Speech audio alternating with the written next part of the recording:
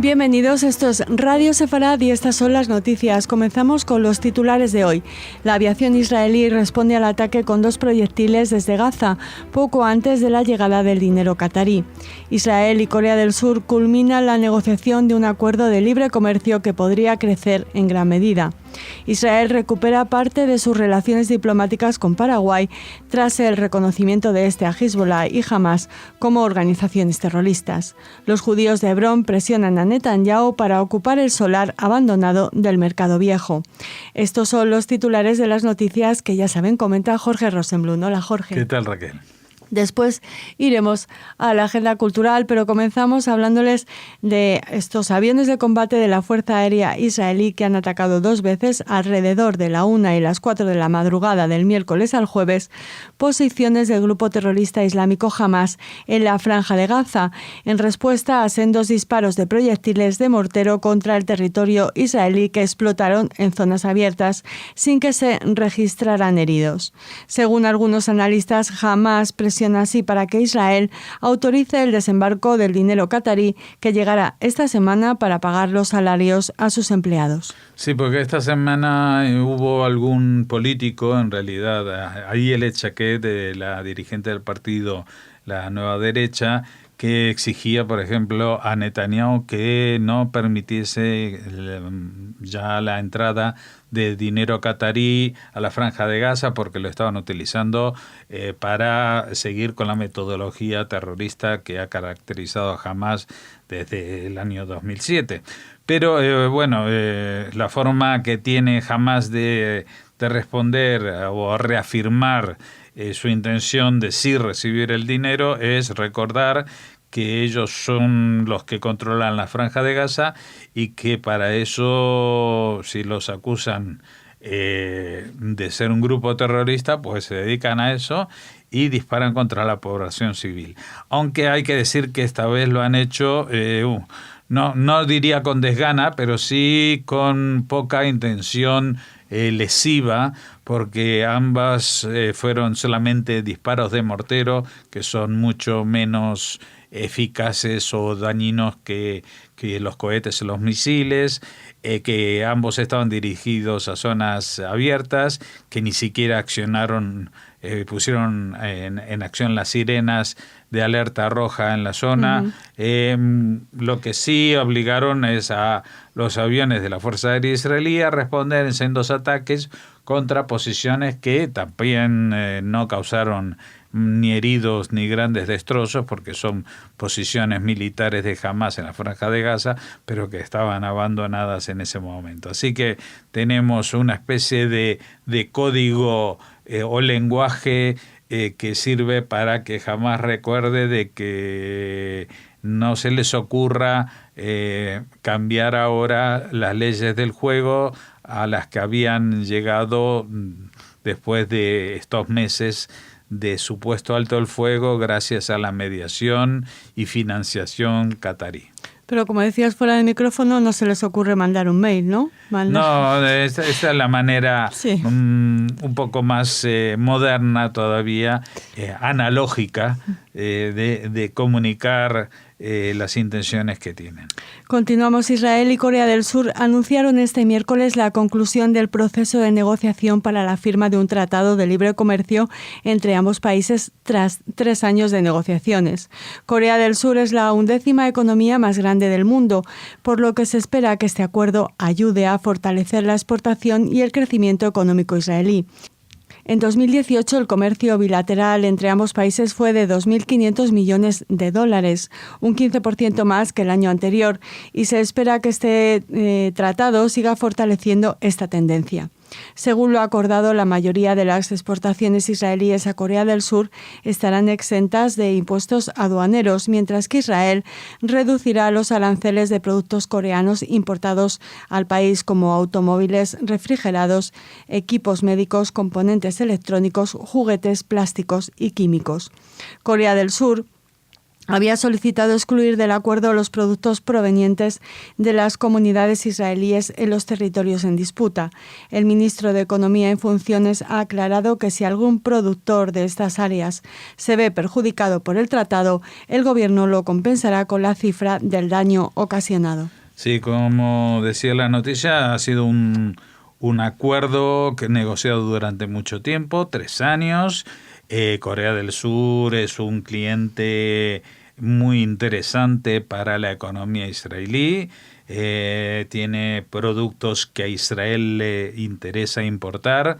Y hay un cierto desequilibrio por la proporción productiva de ambos países, es decir, los coreanos dejan entrar sin impuestos a los productos israelíes, mientras que los israelíes rebajan los aranceles, porque tampoco quieren ser tan generosos como para, por ejemplo, quitar los impuestos sobre la importación de automóviles. Claro.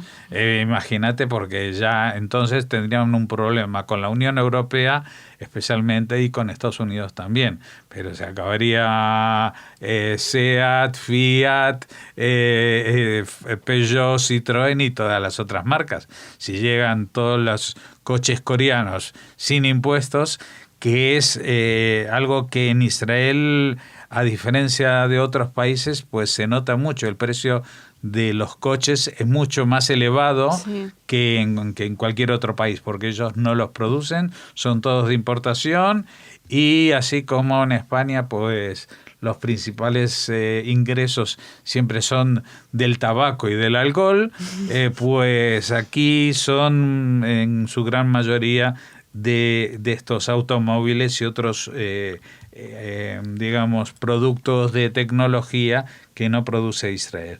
Lo que sí hay que ver con detalle es que, aparte de que es la 11ª economía, que ya han llegado a 2.500 millones de dólares de intercambio, que es una cifra muy abultada, y esto puede crecer mucho.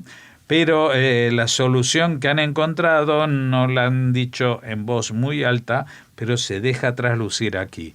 Es decir, los coreanos decían, estamos de acuerdo en todo, pero no vamos a admitir que productos fabricados en los territorios en disputa se vendan aquí como productos israelíes y en las mismas condiciones. Se ve que lo han discutido mucho y los israelíes han echado cuentas y dicen, vale, si un fabricante, un productor de vino de Judea, no le dejan vender su producto en Corea del Sur, pues el dolo, lo que él pierde por no venderlo, se lo paga Israel. Le sale más a cuenta pagarle a los productores de Judea y de Samaria por cosas que no van a vender, con tal de poder mantener este acuerdo del Tratado de Libre Comercio con Corea del Sur, porque es un cliente muy importante. Israel tiene muchos tratados de libre comercio.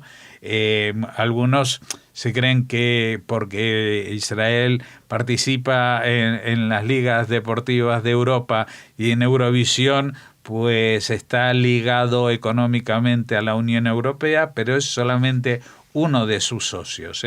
También tienen tratados de libre comercio con otras zonas, incluso hace poco lo comentábamos con Colombia, por ejemplo, y con otros países. Con cada uno de ellos tiene su propio arreglo, hasta donde digamos permite la política, porque seguramente habrá muchos países en situación económica no mejor que Israel, que les interesaría mejorar su intercambio comercial con este país, pero que se ven limitados por cuestiones políticas, porque Israel está en el foco de atención y del boicot en organismos como Naciones Unidas, etcétera, etcétera. El embajador de Israel ante Uruguay y concurrente en Paraguay, Ioed Magén, presentó sus cartas credenciales al gobierno del país sudamericano en un intento de acercamiento tras el roce diplomático ocurrido en septiembre de 2018 a raíz de la decisión de Paraguay de devolver su embajada a Tel Aviv, revirtiendo la decisión de su predecesor, Horacio Cartes. De momento no se abrirá embajada en la capital paraguaya. Esta aproximación se atribuye al reconocimiento paraguayo al grupo chií libanés Hezbollah y a la banda islamista palestina Hamas como organizaciones terroristas internacionales y a Daesh y Al-Qaeda como organizaciones terroristas globales. Bueno, en realidad la diplomacia israelí ha dicho que esto no tiene nada que ver con esta decisión de Paraguay, pero es tan evidente que queda claro, ¿no? El año pasado, cuando hubo este altercado diplomático con el cambio de gobierno, pues el presidente anterior había trasladado a la embajada de Jerusalén y vino el nuevo y la devolvió a Tel Aviv. Había estado ahí no sé si un mes o 2 meses, y bueno, eso creó mucha tensión, y Netanyahu, en una decisión que realmente es sorprendente porque nunca creó que Israel había actuado así, retiró su embajada de Paraguay. Tenía una embajada y la retiró. Dijo, bueno, si nos tratan así, pues nos vamos. Ahora, por lo menos ha visto que hay un acercamiento, que el presidente paraguayo sí ha aceptado las sugerencias que, como comentábamos ayer, ya reconoció a Argentina, a Hezbollah y Hamas como grupos terroristas, y Paraguay es parte de esa triple frontera junto con Brasil, que se espera que sea el próximo en declarar a Hezbollah y Hamas como grupos terroristas. Las otras declaraciones de Daesh y Al-Qaeda pues son declaraciones un poco vacías, porque Al-Qaeda no opera en la zona y Daesh ya no supone ningún peligro, por lo menos en Latinoamérica. Los habitantes judíos de Hebrón, en los territorios en disputa, han exigido al primer ministro Benjamín Netanyahu que les permita reasentarse en lo que fue el antiguo mercado de la ciudad, actualmente abandonado. Esto sucede días antes del 90 aniversario de la revuelta, en la que murieron decenas de judíos de la ciudad, tras una larga disputa sobre el acceso a los lugares sagrados de Jerusalén, que se tradujo en violencia. Miembros de la comunidad árabe local atacaron salvajemente a sus vecinos, matando al menos a 67 judíos. A raíz de estos asesinatos, los judíos de Hebrón se vieron obligados a abandonar la ciudad. Las tierras cayeron primero en manos de los árabes locales y luego quedaron bajo dominio jordano, tiempo durante el cual se construyó un mercado en el área. La tierra nunca fue devuelta a la comunidad judía y los colonos han estado tratando de que retorne, desde que Israel recuperó Hebrón durante la Guerra de los 6 días de 1967. Hoy en día viven en la ciudad unos 800 judíos junto a 250.000 palestinos. El mercado ha estado abandonado durante los últimos 25 años. En noviembre de 2018, el fiscal general Avichai Mandelblit dijo que no había razón para evitar que los israelíes se reasentaran en el área. Ello pone a Netanyahu en una posición incómoda, ya que no quiere provocar un nuevo conflicto entre judíos y árabes en Hebrón por la tierra en disputa, pero tampoco quiere ser retratado como alguien que ignora las peticiones del electorado en Cisjordania en tiempos de elecciones.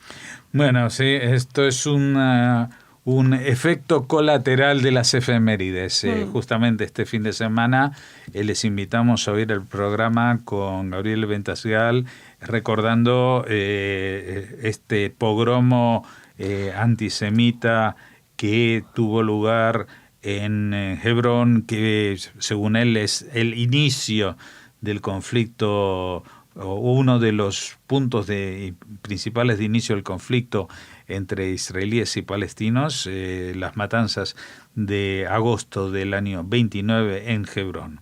Lo que pasa que, bueno, desde el año 67, Hebrón ha sido, digamos, recuperado, y aunque hay una parte de la ciudad que está, la mayor parte de la ciudad, bajo control de las autoridades palestinas. Hay un pequeño reducto que, como dicen, son 800 judíos y aparte debe haber más de 1.000 soldados cuidándolos, ¿no? Porque están ahí en una zona muy caliente. Pero no todo lo que eran las casas de los judíos que se vieron obligados a abandonar, casas y sitios en los que los judíos habían vivido, cuando se dice mucho tiempo, ni siquiera son siglos, son milenios. Sí, eso apuntaba Israel Winnicki también en su programa. Porque, vamos a ver, Hebrón incluso estuvo viviendo el rey David antes de entrar en Jerusalén. Es decir, Hebrón es una ciudad fundamental. Allí Abraham compró una parcela para enterrar a su familia. Por eso está la tumba de los patriarcas. Está en él, está Sara, bueno, es un sitio súper sagrado para los judíos. Y había algunos solares, algunas casas que se recuperaron, pero hay este solar, que era un sitio que los jordanos dedicaron a hacer un mercado. Hoy en día, desde el año 67 más o menos, ya no sirve como mercado. Han hecho otro mercado para la gente de Hebrón, para que no se acerque a esta zona tan cercana a los judíos.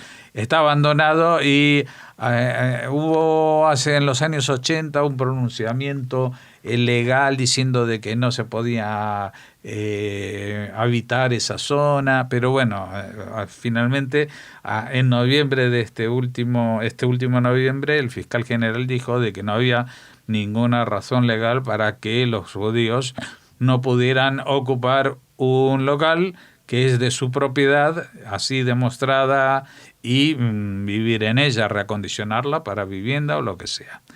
Así que eso es lo que quieren los habitantes de Hebrón, los judíos.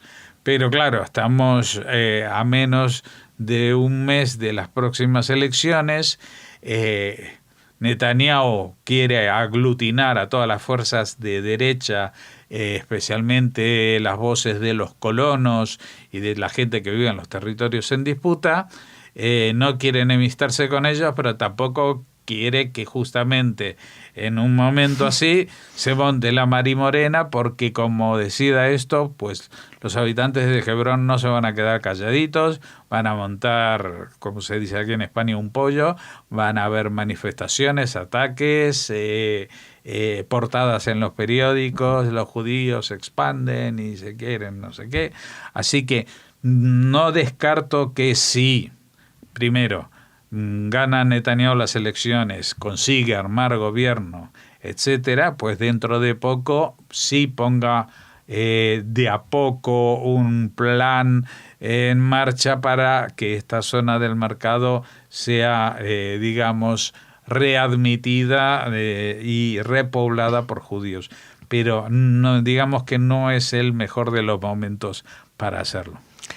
Bueno, sí es un buen momento para la cultura. Espérenos unos segunditos que ahora volvemos.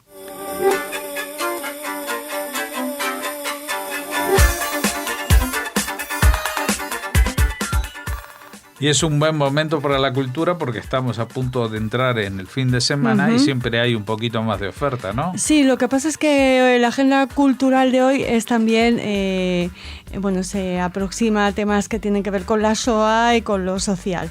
Comenzamos, por ejemplo, contándoles que tras una publicación en el foro de mensajería en línea 4chan han proliferado falsas cuentas de Twitter que se hacen pasar por judíos o israelíes que promueven teorías de conspiración antisemitas.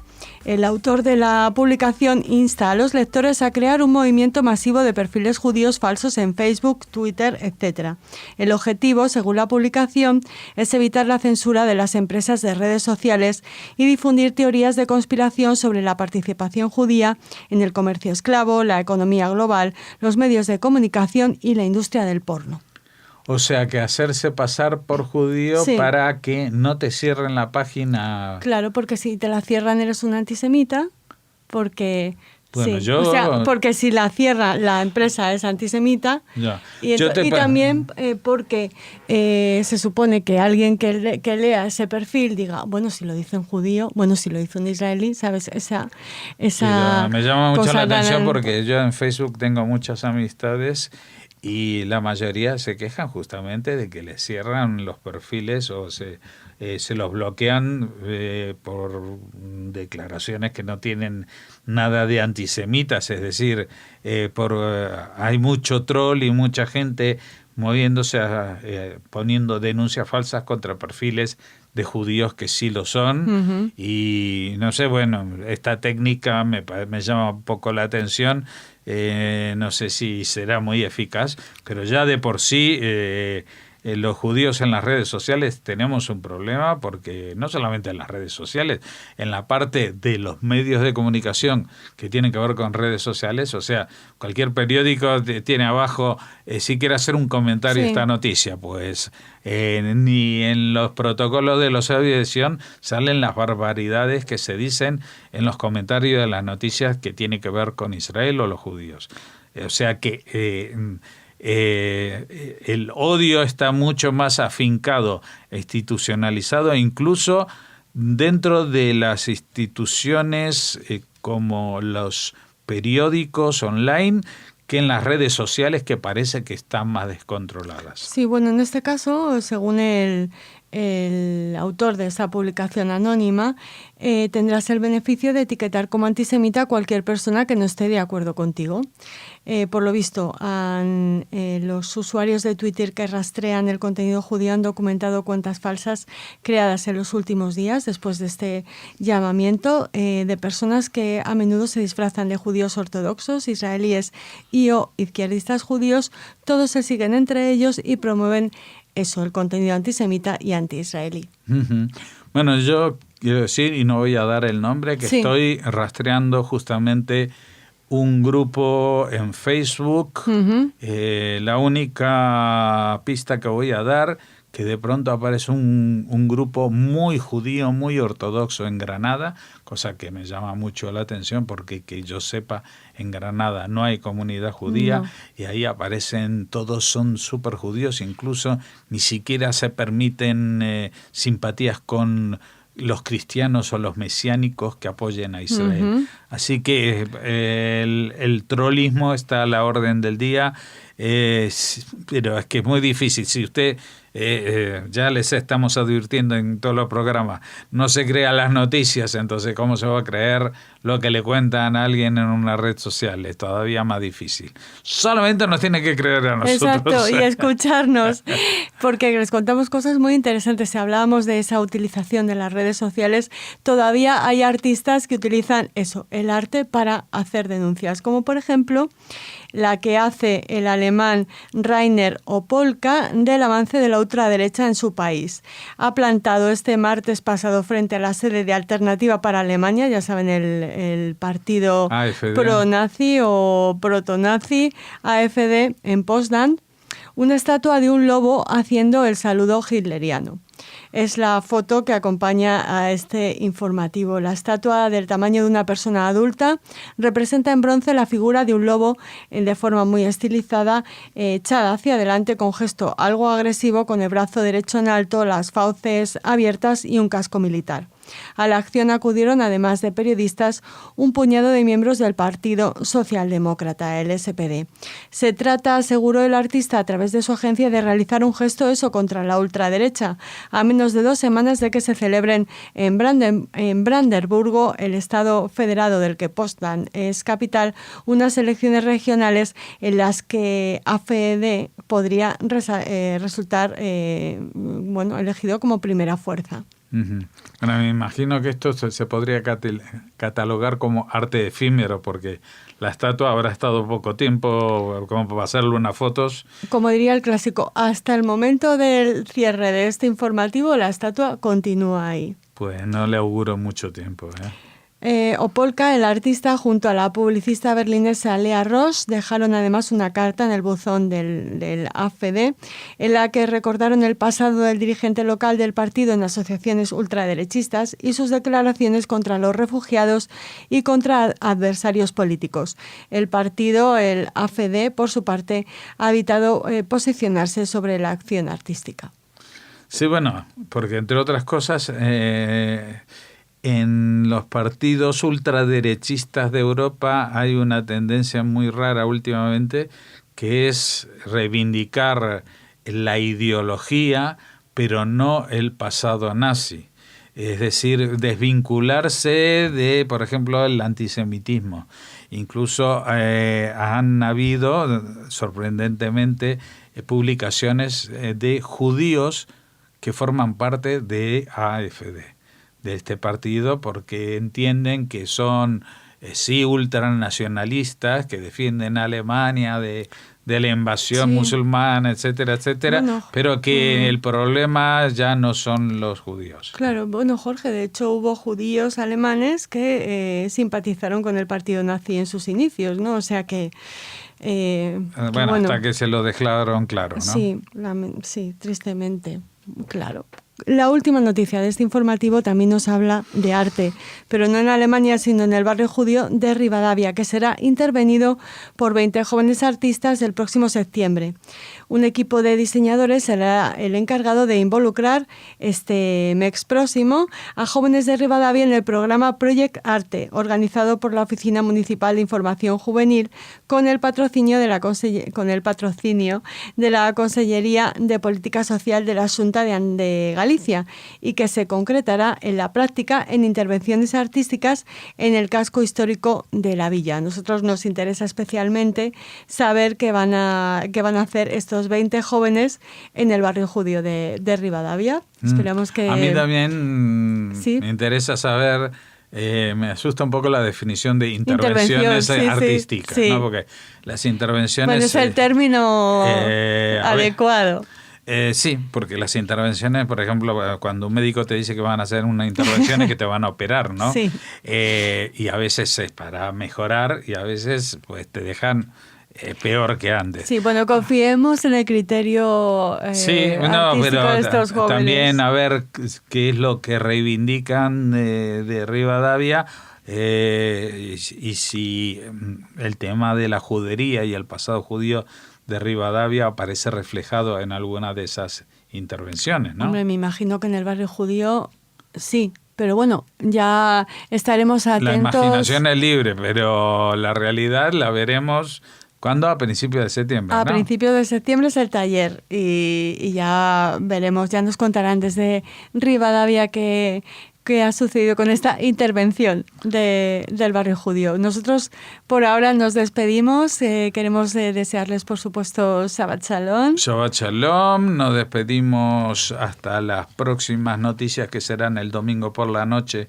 Como nosotros somos muy raros, las ponemos ese día y decimos las noticias de los lunes. Claro, bueno, y por supuesto judío. Las grabamos el viernes. Pero bueno, así es la vida de los judíos. Siempre tenemos que jugar con el tiempo porque con los sitios no podemos. Así que nuestro lugar en el mundo siempre será el tiempo.